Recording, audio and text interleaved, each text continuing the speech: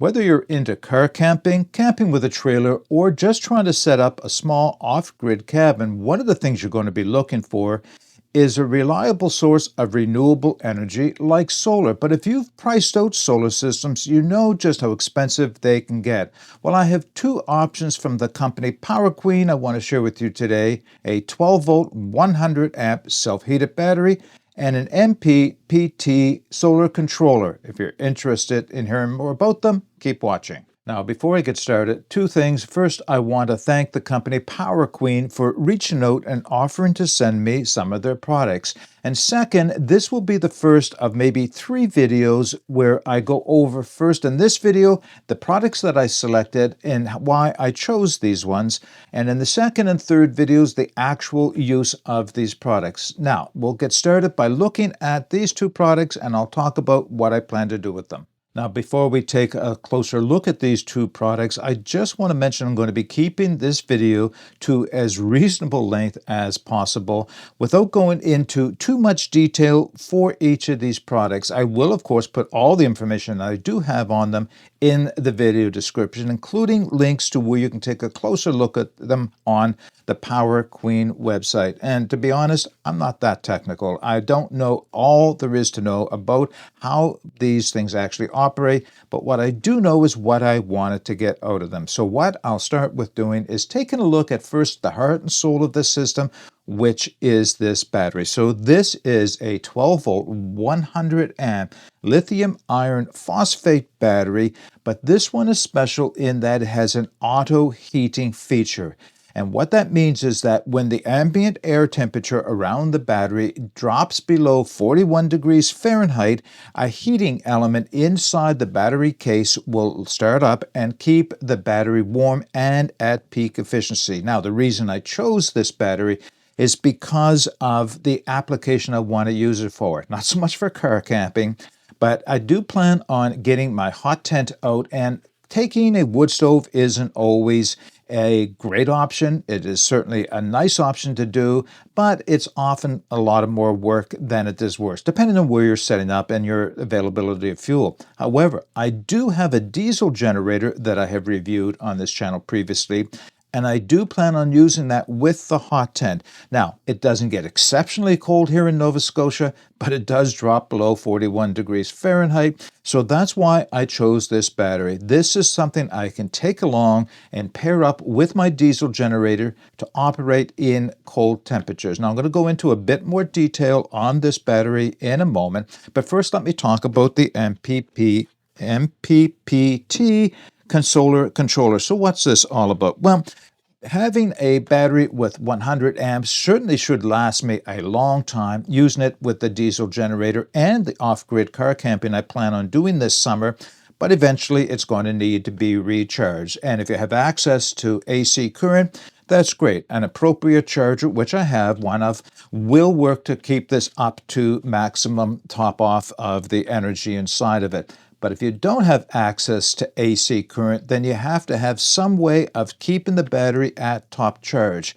The ideal choice, at least for me, is solar. Now, in order to charge a lithium iron phosphate battery, or any battery for that matter, you need a means of controlling and regulating the solar energy that's going into it. And that is what the MPPT, or maximum power point tracking unit, is all about. This will take the energy from the sun and maximize the efficiency of it going into the battery. So when the solar energy fluctuates, that maintains a good value of energy going in. That's about as technical as I can explain it. It is a necessary requirement. You can't hook your solar panels up directly to the battery.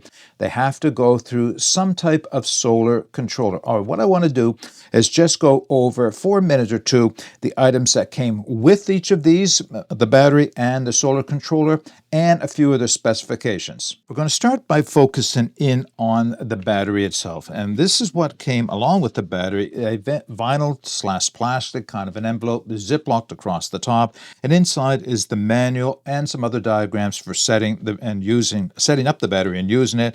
And along came two terminals. They weren't pre-installed. You install them yourself when you get the battery out of the box. Now let's just go through a few of the key features before we get into the specifications. So to begin, as I mentioned already, this is an automated heated battery. So what that means is when the ambient air temperature around the battery drops below 41 degrees Fahrenheit or 5 degrees Celsius, the battery heating pad inside will begin to warm up the battery to keep it at optimal temperature. Now the battery is also equipped with a 100 amp BMS or battery management system, and that is a safeguard against things like overcharging, under-discharging, overcurrent, over-temperature, and short-circuit incidents. So great to have a somewhat intelligent battery when you think about it. Now, the next thing, and this is really a hallmark of the batteries from Power Queen, is that this battery uses EV grade A lithium iron phosphate cells. And the benefit of those are twofold. First off, unlike lithium ion batteries, this battery will not overheat and cause fires as lithium-ion batteries sometimes do. And the other reason for choosing lithium iron phosphate is for their lifespan. So this battery is rated at being able to obtain over 4,000 cycles of 100% depth of discharge. And what that means is that you can totally charge this battery, totally discharge this battery up to 4,000 times before it even begins to lose any of its efficiency. And it will continue to work upwards of 15,000 cycles and still maintain a minimum of 60% of its original battery capacity. So this will last, most people certainly will last me the rest of my life. It should at least. Now, the other thing about this battery is that it has a 1280 watt hour capacity. So when you convert the 100 amp 12 volt battery into watt hours, you get 1280 with an output of 1280 watts. So this is going to be great for me when I go car camping, because all I'll need to take with me this year is one power bank that will of course have an inverter in it to offer me the ability to use AC or alternating current devices. You have to have some type of device that will change your power from 12 volt DC direct current into 110, 120 volt AC current. And that's one of the things I'll be using the power station for. This will act like an extended battery for the power station, allowing me to choose a smaller power station than I had last year, because this will provide me 1280 watts of additional power on top of whatever power station I take with me. So I see that as a huge benefit. Another key factor, and this is kind of important if you're choosing to use this outside of your home, has an IP65 waterproof rating. So an IP65 will give you rain protection, splash protection, but not submersion. So this can be used in wet environments as long as it does not remain underwater. Okay, we're going to go into just a few of the specifications. As I mentioned, I'll put all of this information in the video description as well. So to begin, the rated voltage is 12.8 volts, a usable capacity of 100 amps as mentioned, 1280 watt hours of capacity with a maximum load of 1280 watts. Now, the size of this battery is 13 inches in this dimension, 6.8 inches in this dimension, and 8.48 inches in this dimension. The weight, it's considerable, 21.6 pounds, but it is a good-sized battery and has all that additional technology in it. All right, let's move on to the MPPT solar charge controller, and I'll start again by showing you what it came with. So it came with a couple of things. Of course, you expect to have a manual for the operation and the setup of it. This is a template that will allow you to mount this against maybe the side of a cabin wall, the side of your trailer wall, and actually allow you to know where to place the screws to attach it to that wall. And having said that, it also came with a series of brackets for doing exactly that. So that's also a nice choice. And it did also come with a series of connections so that you can wire the connector up, and I'll show you how that works in a few moments' time, and even a few shrink wraps. And something that may sound a little old school, but this is a temperature probe that you can use with older lead acid batteries. And the reason is, one of the key features of this is, although at default it's set up to work with lithium iron phosphate, it can work with a range of batteries, including lithium ion and the older lead acid batteries. All right, let's go into a few of the key features of this unit. To start with, it will work in either 12 or 24 volt mode, and it has a 99% tracking efficiency. Now, there's an LED display with some controls here. I'll be demonstrating those in a few moments' time, but it is also Bluetooth enabled, so I have an app on my phone which will allow me to do all the things that this display will do without actually having to be physically in contact with the device itself. As I mentioned, it is set up for lithium iron phosphate, but it can use even gel batteries, sealed batteries, flooded batteries, all kinds of batteries, certain ones way out of my range of experience. It has a solid case design. Now, here's a few things to note. These are the heat dissipation fins or radiator fins on the back of it, and you can see where the mounting bracket is. So if you were to mount it against the wall of your trailer or your cabin, you can do so, and that'll keep the unit from getting overhot because there is quite a bit of current that will pass through this thing as well. It has all kinds of built-in protections, as you would expect. I mean, in and of itself, it is not only a charge controller for your battery, but it is in need of its own protection from things like overcharging, reverse connections, short circuits, all the things that you want to make sure that you don't unintentionally do to destroy your instruments. Now, we're going to go through a few of the specifications, but like with the battery, I'll put all of this information and more in the video description. So as I mentioned, this is set up for working with the lithium iron phosphate battery. It is rated to work with either 12 or 24 volt systems. It can accept a 20 or a 30 amp charging, or it will deliver a 30 amp charge at any time. And its dimensions, much lighter than the last item, 4.41 pounds. It still has a bit of weight and a bit of size.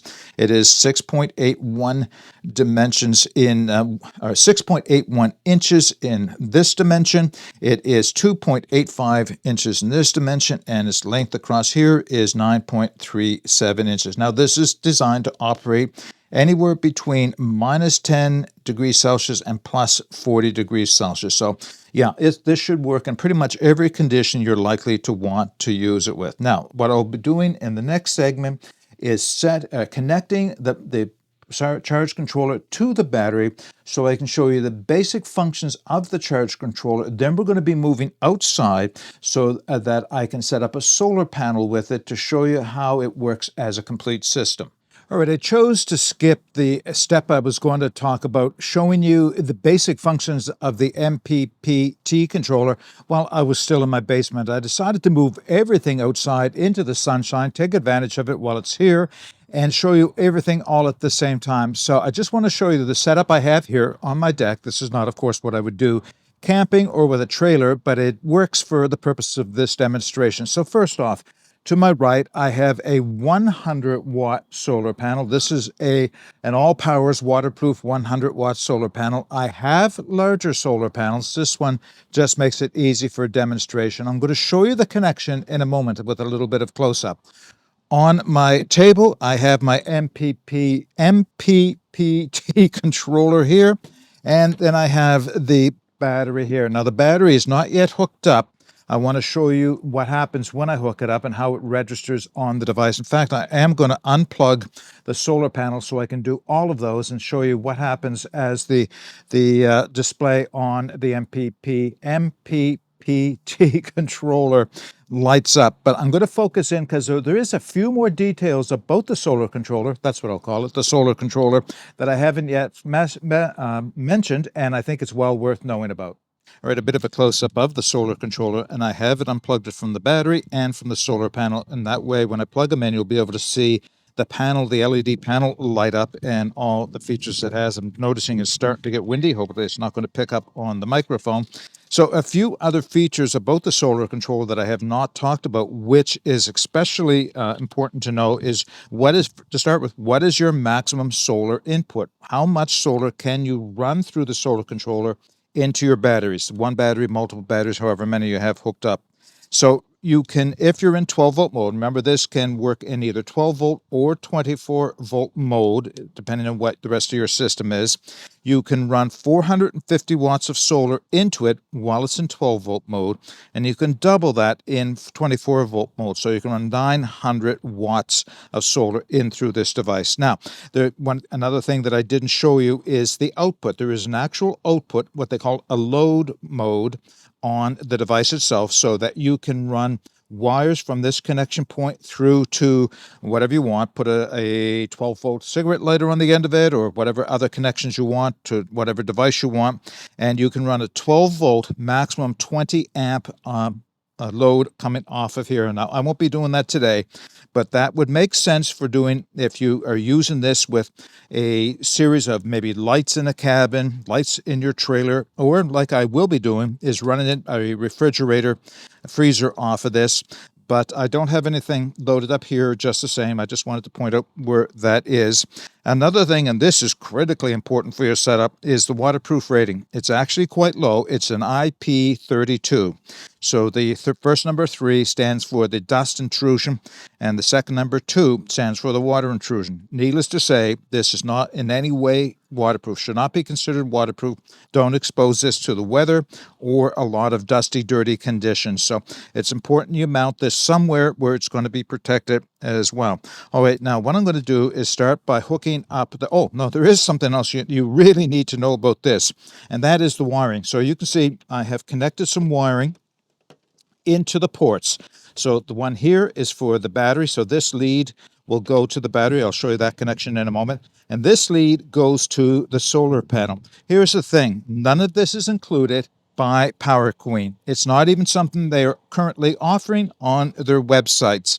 However, the manual is very clear about what that should be, not the actual connections, but the gauge of the wire and the fuses as well. So that's important to know. So I had to go to Amazon, purchase the things that I needed, and then make up my own wiring. Now, another thing I want to tell you about making up your own wiring is you may well encounter an error code if you don't do it correctly.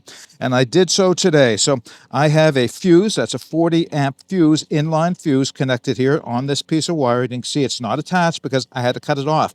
Reason being is somewhere in this line, even though I did as good a job as I thought I could do, and I've got shrink wrap around the connection points, there is a break in the line. So I cut this off, and I have bare wires without the terminal connections in the solar ports. Now they're working. I'll show you what they actually should be using, and I will be using after this video, just to ensure what it was that was going on, where what the break was. And it does turn out that this is where the break was. Now, let me just show you those connections.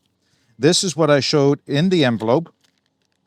So if you are making your own wiring system up, which of course you're going to have to do, they provide a series of these devices right here. I'm not sure what you would call them, but this is where you're going to put your wire through, crimp it closed, heat it. There are the shrink wraps there as well. Shrink it on, and that's what gets launched into the bottom here. So there's a screw, a Phillips screw on the top, and it will allow you to open up and then put this in and then clamp down on that. So I'm going to be putting those on after this video, where I have just bare wires inside. I have them on the other piece, and I had them on the piece where you can see I had them on the piece that I had to cut off.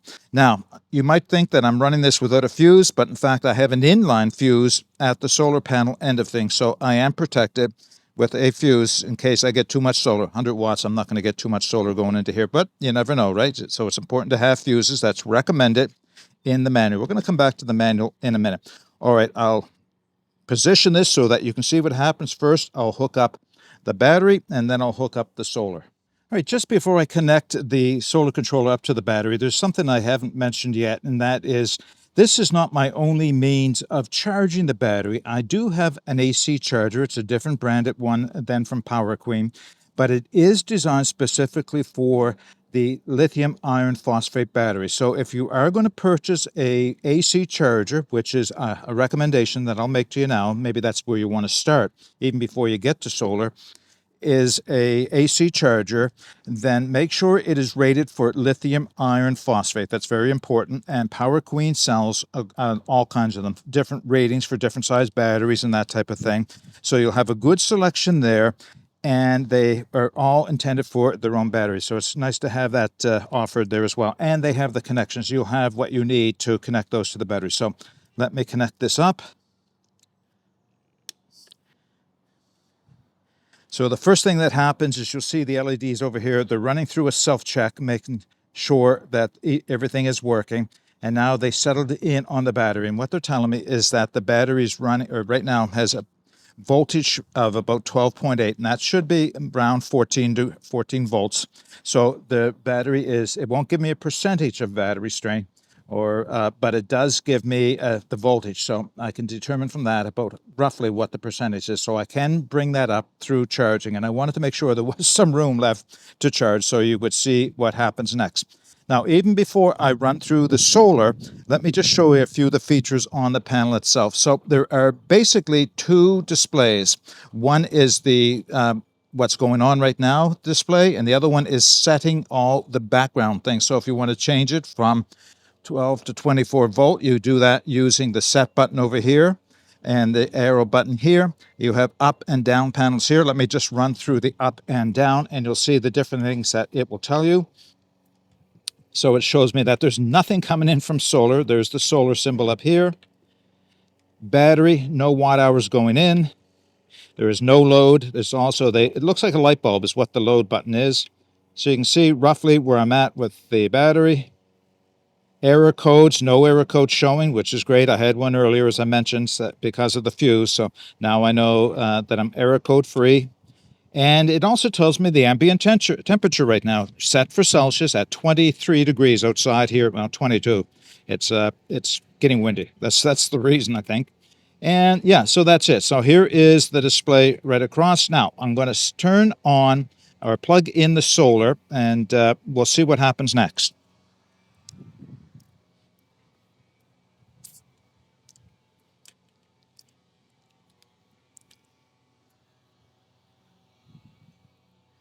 So it tells me now that the solar panel is connected. It's starting to send power over to the battery. What's interesting is it's not telling me how many watt hours or how many watts are going across. Let me just run through the display again. 19, well, okay, so it's fluctuating. 15. You can see the voltage that's coming across. Just running down through. All right, no error codes, and we're good. Still running at 22 degrees. Now, what I'm going to do is, it'll take me a moment. I just want to set up the cell phone with the Bluetooth app. I find the Bluetooth app better at giving me a status display of what's taking place. All right, I find the phone display for the Bluetooth app. By the way, there is a Bluetooth app for batteries that are Bluetooth connectable, and one for the solar controller. Make sure you choose the right one, or both, depending if you have a Bluetooth battery as well. The battery I have does not have Bluetooth, so I have to just connect it to the solar panel or the solar controller. What I like about the display is this is a much more understandable display than I was getting off of the LED on the device itself. You can see where the battery is. Right now it's at 13.2 volts, and it shows the lightning bolt indicating that it is charging. It shows me the current available, the voltage, and the ingoing watts, 65 watts going in from the solar panel. And that's actually pretty good. Well, it's a nice sunny day, and I've got it displayed directly into the sun. So 100-watt solar panel delivering 65 watts is pretty good.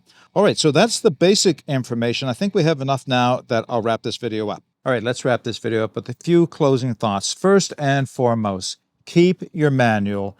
Keep it handy, not only when you're setting your system up, when you're using the system as well. Already it's become invaluable to me because, as I mentioned, I had an error code this morning when I went to set this system up. Even though it had worked for me last week when I put it all together, something happened in the meantime. I didn't know what it was. The error code on the device showed me where to look and how to fix it. So I really appreciated that. In addition, there's all kinds of recommendations in the manual for the gauge of wire that you're going to want to use, the size of the fuse you're going to use, as well as diagrams on how to hook it up, mount the solar controller, those types of things. All very important. So do keep this manual. It is well worthwhile. Now, the other thing I mentioned, but I didn't dwell on too much, is whether or not you want to start by purchasing a battery that meets your needs, and there's quite a few choices on the Power Queen website, and an AC charger. Now, if you can afford to, I would go right from battery, AC charger, add the solar controller, but then of course you have to have solar panels. So you can see where it starts to get a bit more involved. At its very basic, a battery and an AC charger are where I would start. I already had that. I had the solar panels. I just didn't have the solar controller. So that's why I chose to go that route. Now, once again, the reason I chose this battery is for two things. First off, and I don't need the auto heating feature for this, but I'm going to be making a second video after my 2-week off-grid camping trip in Kujbakwak National Park, where I'll show how I use this battery and solar charger in conjunction with a power station and my fridge and other devices that I'll be powering there. So that'll be a second video, much shorter, just a kind of a 2-week review, if you will. And then later in the year, when it turns cold and I set up my hot tent, I will hook this battery up to my Viver diesel heater. I think earlier in the video I referred to it twice as a diesel generator. It's not a generator. Well, it is. It's a heat generator, right? But it's a diesel heater. I have a review of that if you're interested in my playlist, and I'll be making a follow-up to that video after I assemble this next winter and use it in cold weather. All right, that's everything I have to offer in this video. You can see there's probably considerable amount of detail that I did not include around the specifications, but all of that will be in the video description. Now, I mentioned in the opening that this is a relatively inexpensive place to buy your solar or your components. Power Queen offers great value. The prices, I encourage you to do price comparisons between Power Queen and any of the other manufacturers.